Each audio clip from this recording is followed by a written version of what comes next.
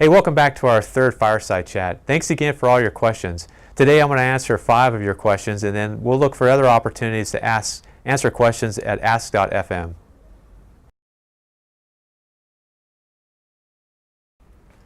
Hey, thanks for the question about the Augmentee program. So for many of you, I think you understand what the Augmentee program does, but let me just spend a few seconds to talk about it. The Augmentee program allows us to look for very specialized functions on the installation that really are essentially no-fail functions. One of them is, like, for example, is processing, cargo or personnel, and in some cases it's in fact defending the installation, having folks that can actually be at a gate and do those kinds of functions for us. What I'll tell you though is that this spring going into this fall, our security forces defenders are actually having quite a few folks deployed. Well, we got 41 that are actually deployed right now, and 65 that are going to be deploying this fall. If you add that up, and there's a period in April where we're actually going to have 106 people either coming back, going to some kind of pre-deployment training, or getting ready and spun up. Yeah, thanks for the question. I think if you read the local paper, you'll see that our runway has been getting quite a bit of media attention. So let me give you just a really quick update.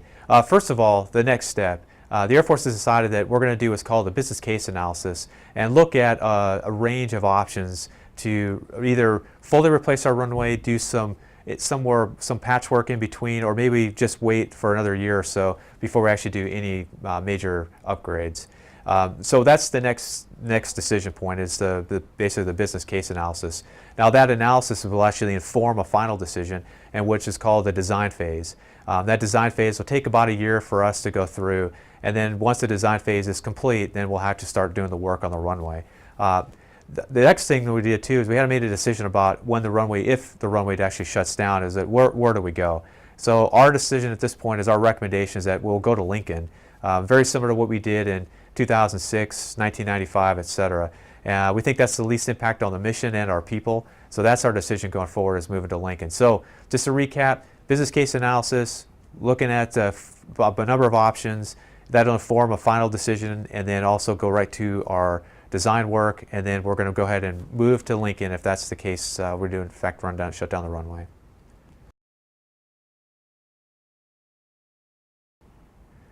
Hey, this is one area that I'm really spent a lot of time on. It's tough, but I think it's worth it. We've got a number of initiatives that we're trying to do to ensure that you get feedback, whether you have a TS, top secret clearance, or you have no clearance. I want to make sure that people have a connection to our mission across the entire wing. So there's a number of initiatives we're going to do. First of all, I've asked XP and our OG, can you develop a unclassified briefing about all the things that we do? It's a tough thing to do, primarily because our missions are so sensitive that in some cases we'll lose some fidelity on the impact that we have. But I think it's worthwhile for us to at least try to do that. The next is, we have a wing mission brief. It's an unclassified mission brief that can inform you about what we do as a wing. And if you're interested in it, if an organization is interested in it, talk to our CAG, and then we'll try to schedule it and have them come over and give you the briefing. It's a phenomenal brief. It's got a lot of videos, a lot of information about what the installation is all about. The next thing we do too is that, hey, listen, I might ask you, if you're very interested in what somebody does, stop and ask them. If you see somebody in a flight suit, and you want to know what they do, go ahead and stop. I do that all the time.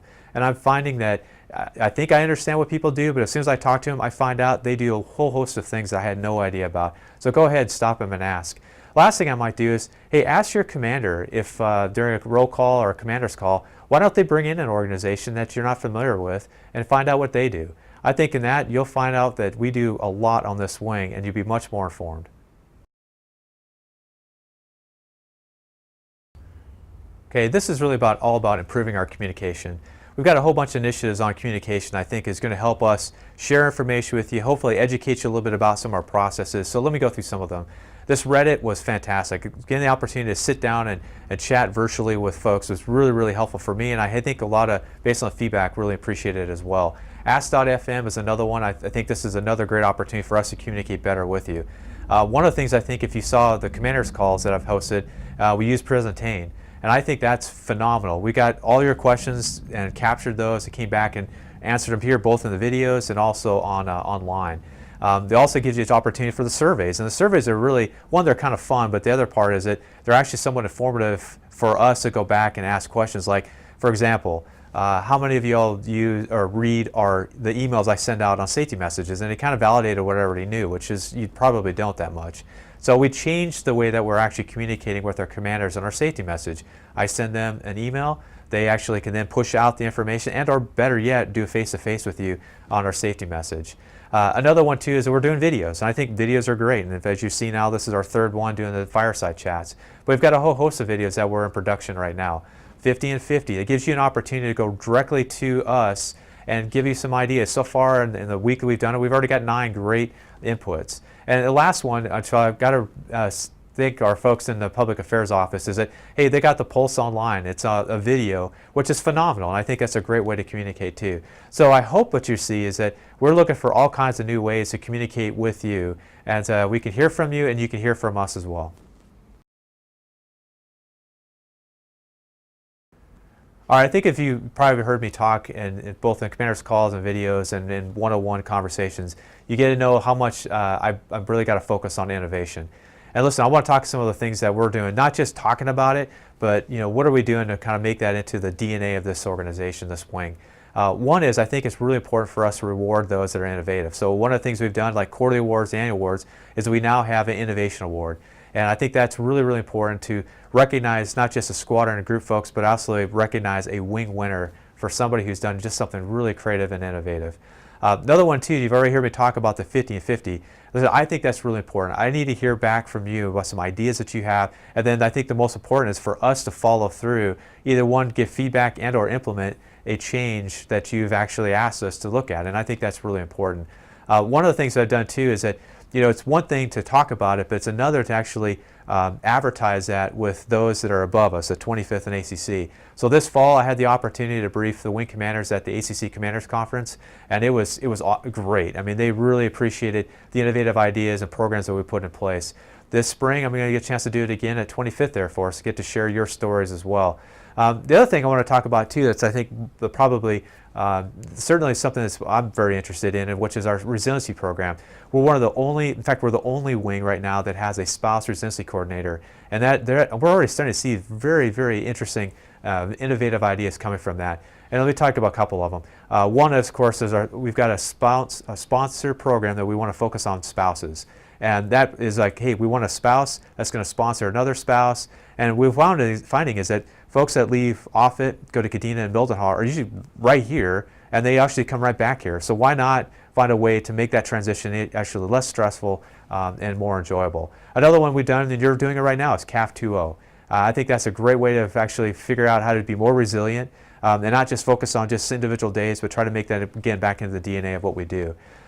Another one too is that we've got a helping agency trifold that describes for our commanders programs that are available for individuals that may have some challenges or stresses in their life. What I'm finding though is that it's a very Air Force centric. But this installation, as you most of you all know, we have not just airmen, we have Army, we have Navy, and we have Marine Corps folks that are here. And I want to do is translate that trifold into what may be more Army speak or Navy speak or Marine Corps speak. So we're going to transition that into a new kind of trifold for them.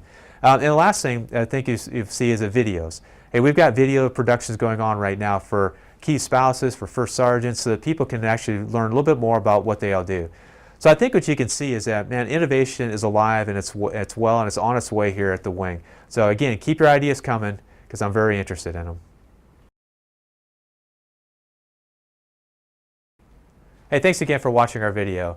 Hey, I want to talk about 2 presentations that you get a chance to watch. One is the Enlisted Force Distribution Board. I think transparency is incredibly important. I've got some slides that are already put together that describes that process and how we implement it in January. I want to put some voice to it so that you can actually watch and listen and then also go through the slides and the metrics to see how well we did. I think it went really good, but I want to give you that feedback. The next is, the last 9 months we were working through our strategic plan. And I want to give you some feedback on where we're at and where this wing is going. And I'll tell you that we've put a lot of work into it, and I think it's turning out to be a really, really solid plan. So listen, thanks so much for what you do. I do appreciate it. I hope that you get something out of this video, and I know that you know how important our mission is. And because of that, I think you also know that our tagline isn't just a tagline because it's what we do all the time, which is the sun never sets in the Fighting 55th.